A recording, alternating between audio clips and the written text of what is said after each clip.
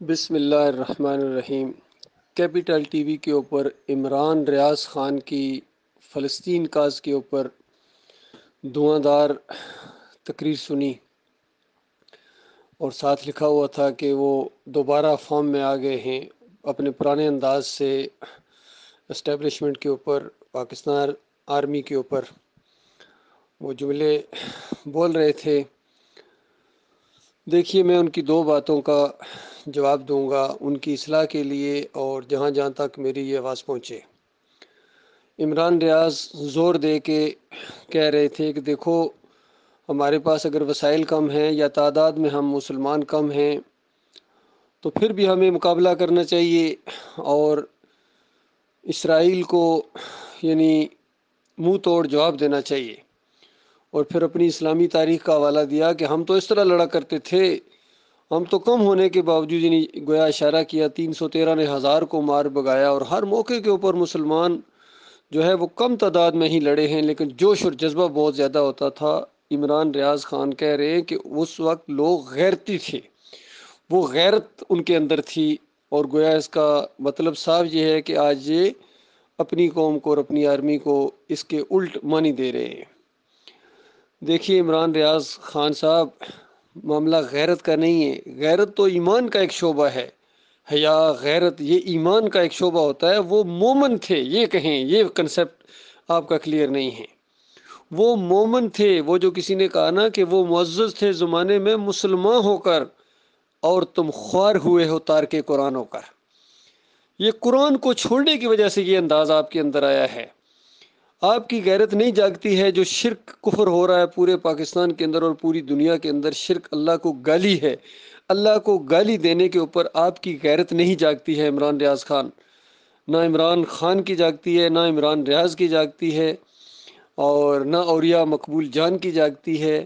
کسی صحافی کی غیرت نہیں جاگتی ہے شرک کے اوپر، نہ کسی عالم دین کی غیرت جاگتی ہے، نہ فضل الرحمان کی جاگتی ہے، نہ طارق جمیل کی جاگتی ہے، نہ طاہر القادری کی جاگتی ہے، نہ تقی عثمانی کی جاگتی ہے، نہ ڈاکٹر اسرار کی کبھی جاگی تھی اس انداز سے، نہ مودودی نے کبھی اس کے خلاف آواز اٹھائی ہے۔ بس ایک سیاسی انداز سے حضرت صاحب پہلے حکومت پر قبضہ کر لو جی، پہلے حکومت ان کے ہاتھ میں دے دو جی۔ ہاتھ میں کبھی یہ دینے والی چیز ہے؟ کبھی دنیا میں ایسے ہوا ہے کہ کسی نے حکومت کسی دوسرے کے ہاتھ میں دے دی ہو پلیٹ میں رکھ کے؟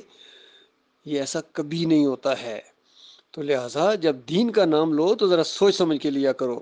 کوئی مدینہ ریاست بنانے کا اعلان کرتا ہے اور جا کے وہاں گنج شکر کے مزار کے اوپر سجدہ ریز ہو جاتا ہے، چوکھٹ کو جا کے سجدے کرتا ہے اور کہتا ہے یہ تو محبت اور عقیدت کا سجدہ تھا، یہ وہ والا سجدہ نہیں ہے جو شرک والا سجدہ ہوتا ہے۔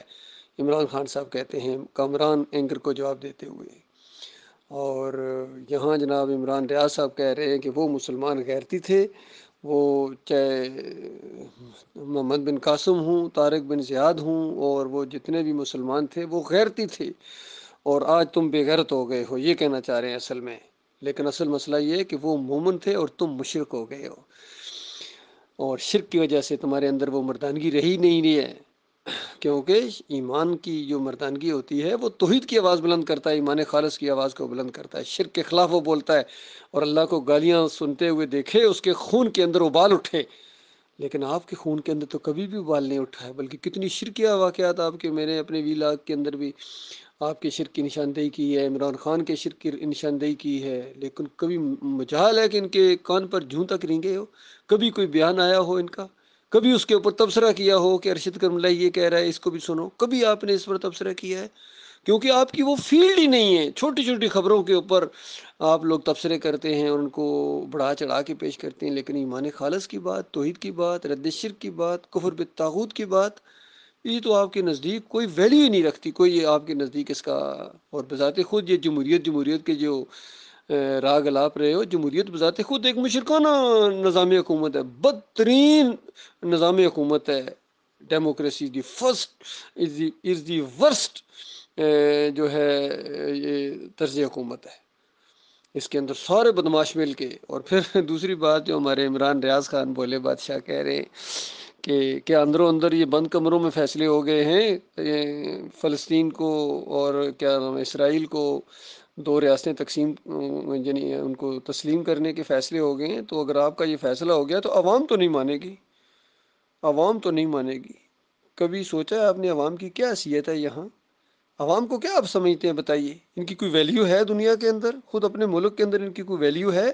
کیونکہ سب سے بڑے مجرم یہی عوام ہیں۔ یہ جا کے چادریں چڑھاتے ہیں، یہ عرس اور میلے کرتے ہیں، یہ ابھی بھی ڈول بجاؤ تو ناچنا شروع ہو جاتے ہیں، جھومنا شروع ہو جاتے ہیں۔ عرس اور میلے ان کی رگوں کا خون ہے، بچڑا دماغ کے اندر چلا گیا، یہ بابے اور پیر ان کی دماغوں کے اندر چلے گئے، اور تعویذ گنڈے، واسطے وسیلے، بے حق فلاں، بے حرمت فلاں، یا اللہ اپنے حبیب کے صدقے فلاں، یہ نہیں مومنانہ دعا مانگنا ان کو آتا ہی نہیں۔ ان کے مولویوں اور پیروں نے ان کو کفر شرک سایا، گٹی کے اندر شرک گیا ان کے۔ جس طرح آپ کہہ رہے ہیں نا کہ فلسطین ہماری گٹی کے اندر ہے، اصل میں اس سے پہلے جو گٹی دی گئی تھی وہ آپ بھول گئے ہیں۔ وہ جو پیر صاحب نے گٹی دی تھی، وہ مولوی صاحب نے گٹی دی تھی، جو آپ کو بریلویت کی، دیوبندیت کی، اہل حدیثیت کی، ہر ایک اپنے دائرے کے اندر بند ہے۔ کوئی رافضی ہے، کوئی چکڑالوی، سروردی، کوئی قادیانی ہے، جو جس گھر میں پیدا ہوا ہے وہی ہے۔